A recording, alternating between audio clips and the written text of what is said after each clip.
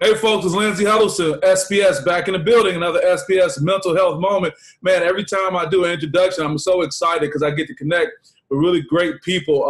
In this particular case, someone I've known for several years, especially since me coming to Lansing, somebody who's always had a bright smile on his face, always energetic, always talking about getting it in. I'm talking about Mr. Maurice Mo Benson in the building. What's going on?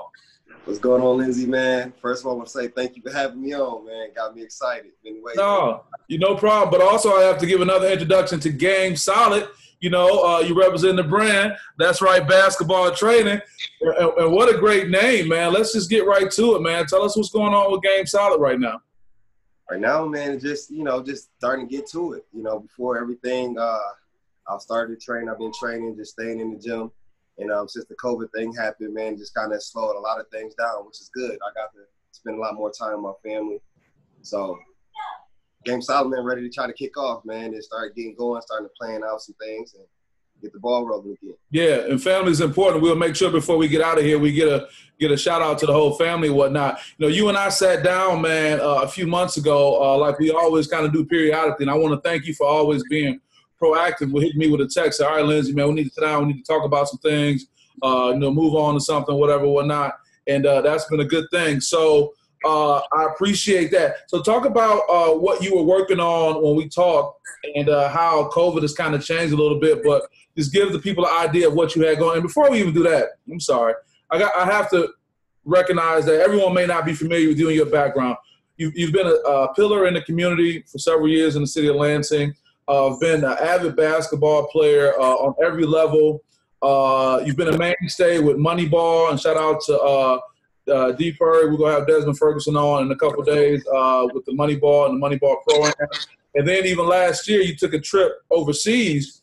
You were over in China for a little while. Ironically, Vietnam. My bad. Like, get it right. People don't want to come talk to you. They don't want to get close to you there. He was in China. Vietnam. My apologies. But your game took you there. Your Game Solid took you there. So let's talk about basketball and where it's taking you. Get us to that meeting that we had and talk about where we are now, if you will.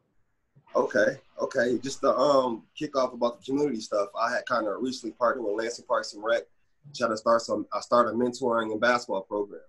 And so before this, the COVID had hit, we was in the works of working on some things that I think would be very beneficial for the community. And I think that we're looking to start it right back up here soon, as governor has kind of opened things up a little bit more. And so Lansing Parks and Rec, man, that's something I was really partnering with to kind of bring some things in the community for the kids, kids and young adults. And to kind of hit on the basketball thing, shout out to Moneyball. I've been playing Moneyball for a minute, Des and everybody. But Vietnam, I went over to Vietnam as a trainer. I kind of, the basketball. Because let's just talk about before that happened, someone just recognized the videos you were putting out, a lot of the work, because there wasn't a direct connection here locally. Nope. It was just somebody that kind of knew me from just being in the gym. Being in the gym, it wasn't me, reaching out, trying to, make that happen. It was just somebody that kind of knew that was about training kids, being in the gym. And, it was kind of one of those things like, oh, man, Vietnam, but, God bless with the opportunity. Yeah, Vietnam, that's not around the corner. That's not up the block. Yep. And I took it as a trainer, And then, then I got a call about playing in a government league over there, the Thai league. And they was already in the playoffs, man. And so, me going over to the trainer, man, and getting the opportunity to play at the same time and, got the win over there and won the championship there. It was kind of awesome. Yeah. It was pretty cool. Let's just stop right there for a second because, if people didn't know, the goal of my SPS podcast and the mental health moment is not only just to give people a break, but to be able to get people who can share information that can inspire others. So you weren't out here, beating the path, trying to put your videos out. You were just putting something out to let people know what you were doing. You get someone reaches out to you from the other part of the globe, on the other part, in a different part of the world.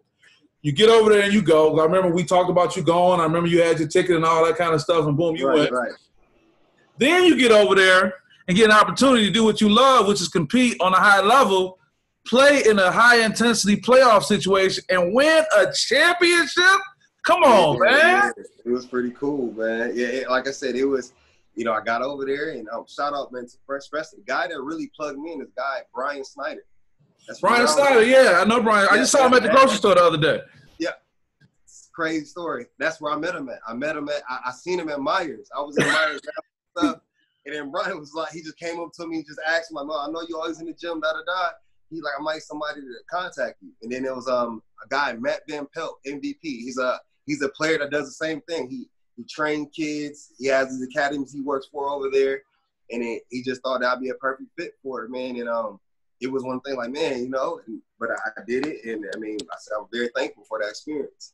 I think something to be said about that, because as we get out here and grind and we hustle in this time of social media and views and likes and all that, people are really all about doing the best they can to manufacture or create their success, which they should be. But You're a perfect example, man. Just put your head down and do the work, man. And I think a lot of people, myself included, sometimes we don't like to adhere to the idea that they'll find you. I had a young man who's a baseball player who talked about even junior college baseball players going and playing professional basketball. I mean, if you put your head down and do the work and your game is solid, right, they'll find you. Huh? Okay, I just want to put that out there. So fast forward, man, COVID hits. So what was that like for you, especially being a very athletic guy, a guy who's all about getting it in, man? I don't think I've seen you without sweat on your face, man. What was that like making that transition when you had to kind of change things up? Man, it was definitely an eye-opener, man, because, a lot of stuff I was doing, I was kind of dependent on being in the gym, kind of moving around. And so when COVID hit, seeing my family, like my mother, somebody I spend a lot of time with, travel to and from, and she has some underlying health issues that kind of had to prevent that, but one thing it did do, my wife was able to come and work from home. My children was able to come, my kids was able to come and just be, and, we all just kind of settled in. And as far as the training part of it, man, I honestly haven't, just like maybe the first couple of weeks, I was going to the track and stuff like that. But then I started really taking more time to get to know my kids in a more personal and intimate level. You know what I'm saying? And like, as far as education-wise, like even myself, try to, kind of took the basketball part kind of got removed in a sense. You know what I mean? Started, talking to different people, talking to people with different walks of life, man, and getting different ideas, man, that I think that, I've always been a guy that just kind of stayed on the grind, stayed on the move, trying to figure things out, man. So having to take this time to really slow down, man, it definitely kind of helped, besides the scary part of it, Of course, I know some people that have some families that have passed away from COVID, and we know some people very close to that have. So it definitely was an eye-opener, man, to, hey, you just never know what kind of obstacles you may face. Right. You just got to persevere, man, walk in faith and persevere. And that's one thing that, I had to really rely on, at this time. But yeah. I'm happy, man. I'm blessed, I'm very excited to, what I've learned in this time, with Game Solid and stuff like that, to kind of learn the business aspect of how things kind of work, And yeah, it's been pretty cool, man. That's awesome, man. I cannot go without saying, to acknowledge the loss of life, as horrible as that is. And we're also seeing the economic impact this is having, which I think at the end of the day, we all can eventually recover from, even though we don't like it. But to your point, there's so many other aspects of COVID-19 that have been a blessing. And again, I'm not taking anything away. Maybe that was the gift of those who left us. They gave us the blessing of, appreciating family more, spending time. But even with the growth of your business, this time has allowed you to kind of go a little bit deeper in the weeds on your business, as far as to do the little things that when we're running around all the time, we don't really get to do. So I think that's another great thing. So talk more about the brand Game Solid and what your expectation is, what your goals are, so people can get a better understanding of what makes you unique from anyone else who's out here doing it. Right. I think just, myself, I think that a lot of, when it comes to trainers and stuff like that, or just people that are having the opportunity to mentor and pour into your life. And that's why I kind of took the community approach with it, because it's not necessarily about basketball. Like, I guess the Game Solid name did arrive from me playing in a Drew League game, and it was kind of given to me, or somebody said something to me about how I played. But when I started thinking of what I was already doing, training kids and mentoring the kids, man, that's the name that came up to mind. So it's not all about the drills and stuff like that, man. I take pride in who I am, and I think that, when you can find a child or find a younger athlete that is trying to understand the game, walk of life, and try to pursue a dream. A lot of the people that are pour into them, I think that should be the goal. I pour into them. And if you want to play basketball, like you said, I kind of played at all different levels, man. So I kind of got a good understanding. and know a lot of people that play the game too. So I feel like I could help somebody in a sense to try to pursue that goal. Yeah, you're always humble, even with that, to give a little bit more insight on what you do as far as mentoring, just not to lose the fact. You brought me into a situation where you were doing some training at a boys' facility where you had some wayward youth involved with the Highfields program. Shout out to Highfields. I've been able to serve on the board there years ago, but you brought me in to a facility where you had these young men that was having some struggles and some challenges. Not only did you get them on the court and we got a chance to talk to them, I was getting ready to leave. You was out there down in the heat, running outside with them, like leading the back. Yeah, they got to see it. You know what I mean? They got to see it. And I think that, you know, I mean, if you could show a kid that you can do it, not just tell them that you know, to do this, do that, you can kind of relate to them. You know what I mean? And, you know, that's it. So when it came down to running, man, yeah, I'm going to get out there and run with them. Even right now, I try to get out there and kind of compete with them. But then I be kind of find myself getting so right up in it, I be having to step back like, y'all, I'm going to just train them, kind of help them out. But, yeah, sometimes, you know, they got to see it, man. Oh, man, I would see you guys at the YMCA. Shout out to Muhammad Alamin as well. Alamin as well. Going back and forth and just compete. I'm like, man, they supposed to be friends. hey, that's somebody, man, that he get under my skin, man. And that's me and Muhammad we go way back, man. We go back to high school, and it's really been a basketball relationship that turned into brotherhood. You know what I'm saying? Muhammad was somebody, along with Jay Frank. A lot of guys I've been in the gym with. My man Ryan Woods. I mean, a lot of us have been in the gym together. Yep. But Muhammad, we just had that type of different relationship, man. Muhammad will really push me.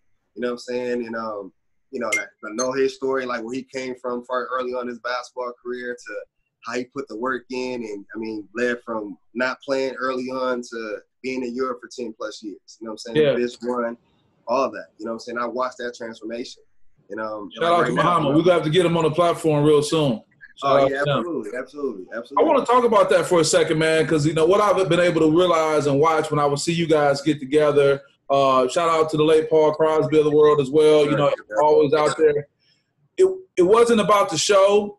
It wasn't about social media. It was really about guys coming together. And I just think that if somebody was able to come experience those Breakfast Club type experiences at 5 o'clock in the morning or something like that and see those workouts and seeing guys pushing each other, you almost were made a better man, not just a basketball player, from either participating or even watching. I mean, I just love to come and sit and just watch.